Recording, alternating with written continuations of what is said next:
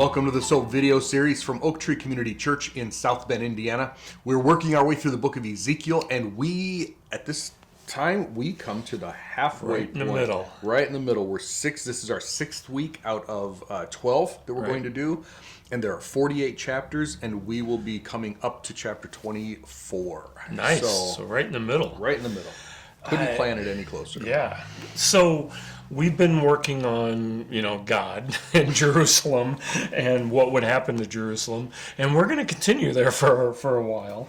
But last week we learned about the kingship of Israel, right? That it was coming to an end, and that was kind of, well, we knew it, but kind of new information there. And it said a fire had gone out from the branch, which is kind of a cool visual. Yeah, and from an Israelite standpoint from back then, I mean, they're still waiting for Messiah, the Davidic king. I mean, right. The monarchy can't end. Right? Sure enough. Yes. Of course it can. Maybe we have something wrong. So we saw that King Nebuchadnezzar would be provided with an option. He was literally at a crossroads. He could go two ways: destroy Jerusalem or destroy the Ammonites. Yeah. And he, whatever he did, right? Tossed arrows in the air, looked at livers, and found out, he made the decision that he was going to go to Jerusalem, and God left. Yeah. Well, Ammon has its turn coming up here soon, but a couple days. They didn't get out of it, but So last week, God asked Ezekiel if he was willing to pronounce judgment on the people of Jerusalem, and it was kind of a rhetorical question because it was in his job description. But this week, God asks Ezekiel if he's willing to pronounce judgment on Jerusalem itself. So what's the difference here? Well, I think in chapter 20, it's specifically, are you ready to pass judgment or to pronounce judgment on, when it says them, I think the context is the elders, the leaders. The 20 that were there the 25 before, or whatever, 70, whatever it is. Now when it's on Jerusalem, especially with the list of sins that he's going to give, which is basically everything under the sun, I think this one is really the whole, just representative of the whole nation that's left, right? Yeah. This would be the people if the original one was the leaders, the leadership. Or whatever. Okay. Yeah. So God said that Jerusalem's brought this on themselves, and they have. And remember, last week God considers himself the groom, and Jerusalem or Israel as a whole as the bride in there. And he said Jerusalem's guilty because of the blood they had shed. Yeah.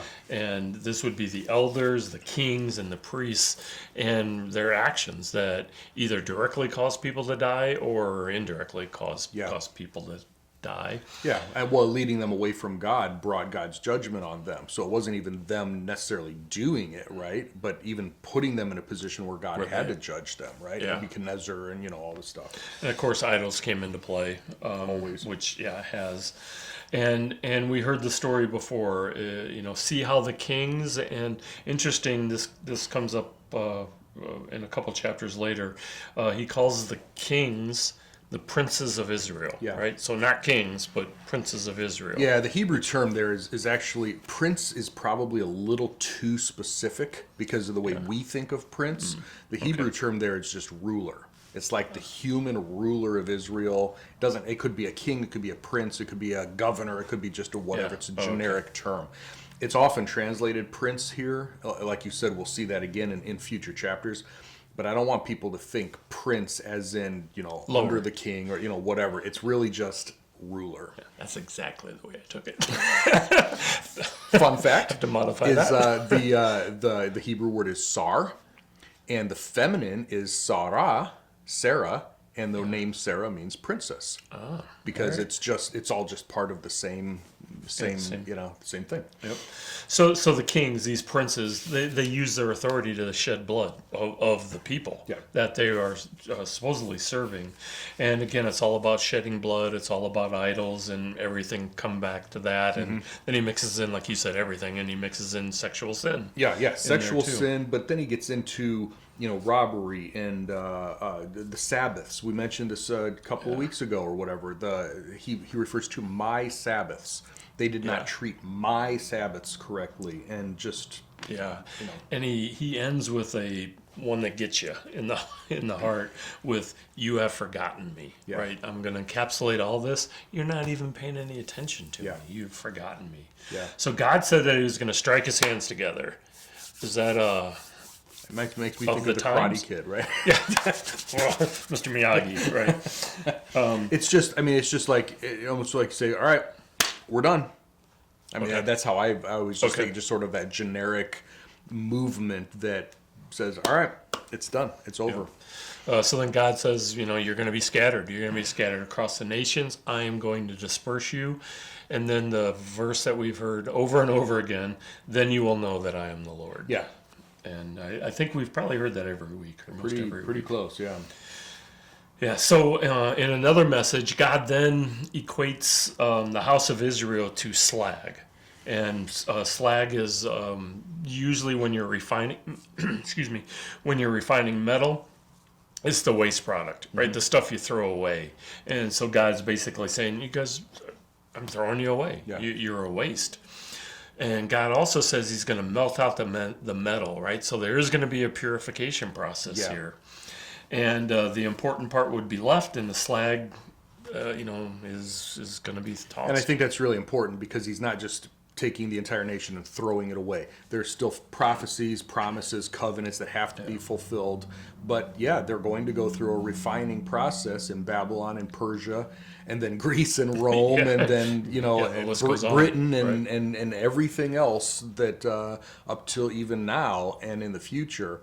And finally, they will be refined and go into the kingdom. Right. So the last message in this chapter, it sounds a lot like the first message, but it's the focus shifts, right? And now he's talking about the extortion and the robbery in there. So why the shift?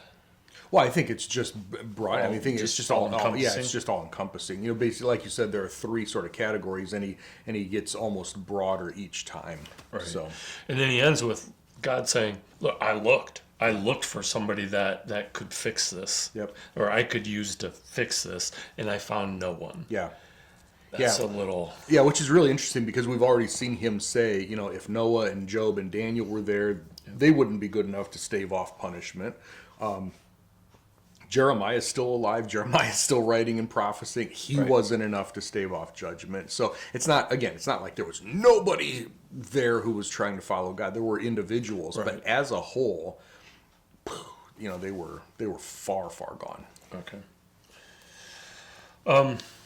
Chapter 23, I think we need to discuss a couple things, to have it make some sense. First, this chapter is more graphic Very than graphic, others. yeah. But I look at it as God's passion from being cheated on. Again, Yeah. going back to Him being the groom and Israel being the bride. He's mad. Yeah. Right? To him, his bride has committed adultery Right. against him and his character. Yeah, so this whole chapter is like an allegory. He's telling a truth in a story form, using like you said, some pretty graphic language to explain how he feels and what they've done in their relationship. Right? Yeah, I think the second thing we need to remember, and I know we've talked about this a number of times, but Israel was almost at the end of their divided nation phase. So the nation of Israel, it wasn't a civil war, but there was an uprising, and it split into two kingdoms, the northern kingdom and the southern kingdom. Yeah.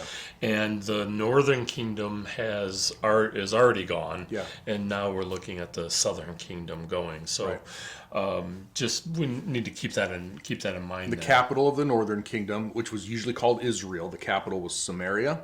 The southern kingdom is Judah, and the capital is Jerusalem. So these two terms are going to come up. Right, and here. also he also uses young ladies Yeah. to kind of set those two apart too, Yeah. Which is interesting. Yep. But God is saying that even back all the way when they were in Egypt, so we're back in the time of Moses here, or he's back in the time of Moses, that Israel was unfaithful to God. Yeah. And- Even before there was a Israel and a Judah, Right. before that split had even happened. Yeah.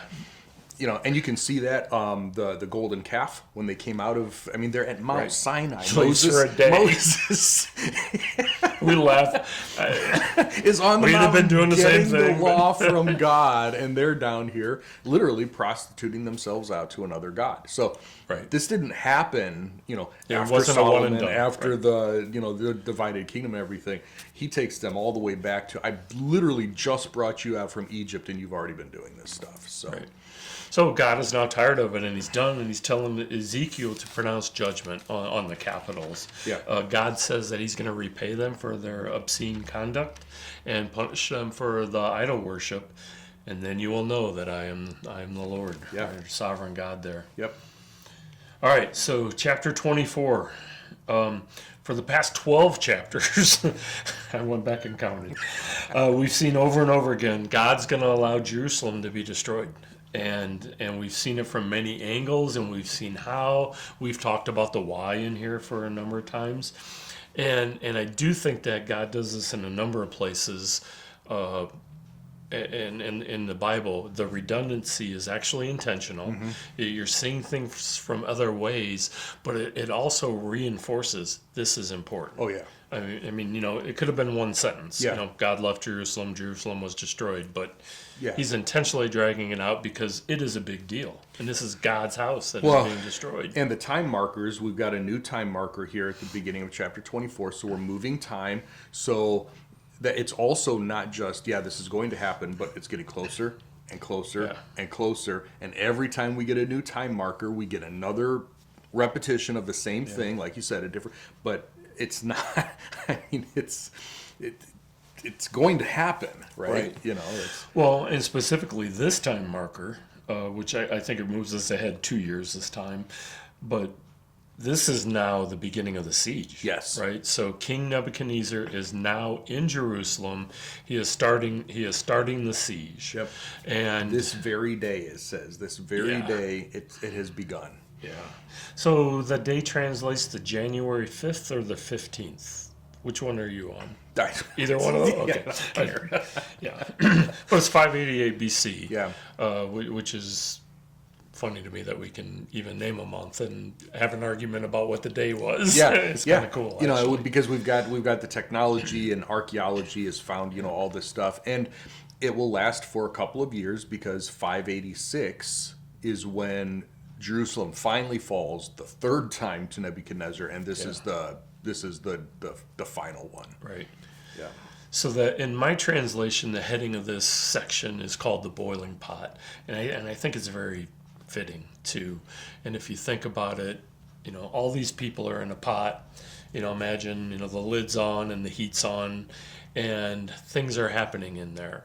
Right, no food is being able to get into Jerusalem, so people are slowly starving. Mm-hmm. The rich, as always, would be buying food, so the poor are going to take the brunt of it, at least at first. Mm-hmm. But even at the end, doesn't matter how much money you have, there's more food left. Right, and tempers have to be going nuts. People have to be going nuts. I mean, all work would stop because there's no sense in doing any work. Yeah. Everything's focusing on this siege. Yeah. Day after day, and that's got to take their toll on people. So the other side of this, he talks about the boiling pot and food rotting. It's like, well, why would food be rotting if there's not, Well, I think there's a picture going on, because it's poetry. There's a picture going on here where when Nebuchadnezzar takes everyone away, it's like pots, might be left boiling. Oh. Right, until it just boils away, and I mean, there's no one left to tend it. There's no one left to take care of it. Any food that does happen to remain, it's just going to rot. There won't be people left. So I think it's both sides of this. Yeah. So I was more, thinking, Nebuchadnezzar that way. People die. They can't, people in the streets. Yeah. That brings in pestilence and disease. Yep. That's going to be rampant, Yep. and just everything is building on each other. Yeah. I think it's really. I mean, you can look at this picture from several different angles, and get a different view of it. Yeah. So Ezekiel is again made an object lesson, and those words show up a number of times in here, and the whole idea is he is trying to show the people in Babylon what's going on in Jerusalem real time. Yeah. So now, and this one hurts. Yeah. This one hurts him a lot. And Ezekiel, I was going to say he knew what he was signing up for when he became a prophet, but God told him it was going to be a hard life. Yeah. So what happens is Ezekiel's wife dies. Yeah. And Ezekiel is told, don't mourn in public. Yeah. And so what's representative of this is now Jerusalem is dying, and No one's mourning for her. Yeah. right. Well, or also the people that are in Babylon can't or should not mourn for them. Yeah. And he gives an excuse. Basically, they had it coming. Yeah. Right. This is, God. God is doing this. It is intentional because of the sins that they've created. Yeah, and obviously Ezekiel's wife, wasn't, didn't have it coming to it. But it's not just that she died. God said, "I'm about to take the delight of your eyes away from you." I mean, like, come He is on. not having. This is a guy who's been tied up for 2 years. You could have said that a little, just letting it. I mean, but yeah, number one, God did it, and that phrase, as much as I don't like, it's sort of like when God told Abraham, "Take your son, your only son, Isaac, whom you love." It's like, how much are you gonna dig that knife in there? I'm going to take the delight of your eyes from away from you. Jerusalem is the delight of God's eye. Zechariah is going to call Israel the apple of God's eye, right? And so by saying that to Ezekiel, God was still saying something about Jerusalem. Yeah, right.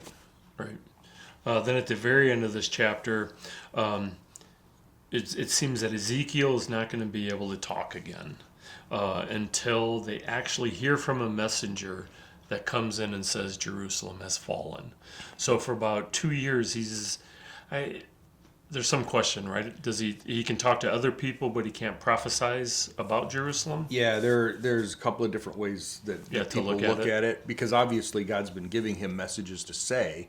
It doesn't seem like he's bottling them all up until this point. So, yeah. Yeah. But there's something he can't do for a couple of years until they get the message, and that's the end of this chapter. Yeah. Yep. And it ends with, "You will be an object lesson for them, and they will know that I am the Lord." Yeah. That's if I had like to a say summary. what the book of what the book of Ezekiel is about, then you will know that I am the Lord. That's the summary. You're an object lesson. I'm the Lord. Let's keep that straight. Well, that does bring us to the end of chapter 24, halfway through, and really interesting the way. I mean, like you've said, lots of judgment on Israel and everything for the first half. The second half gets really interesting. I can't wait to get into the second half in upcoming weeks. It gets really interesting what God decides to have Ezekiel see and say. So right. I'm not going to say fun necessarily, but some interesting stuff coming up. But yeah, read this section carefully. We always say that. Listen to the different angles, listen to the different perspectives, and just, like Gary said, the fact that God said it multiple times in multiple ways is significant, and we don't want to overlook that. So if you have questions or comments during your reading, as always, we love to hear those, and so send those in to us, and we will pick up here next time. Bye, everybody.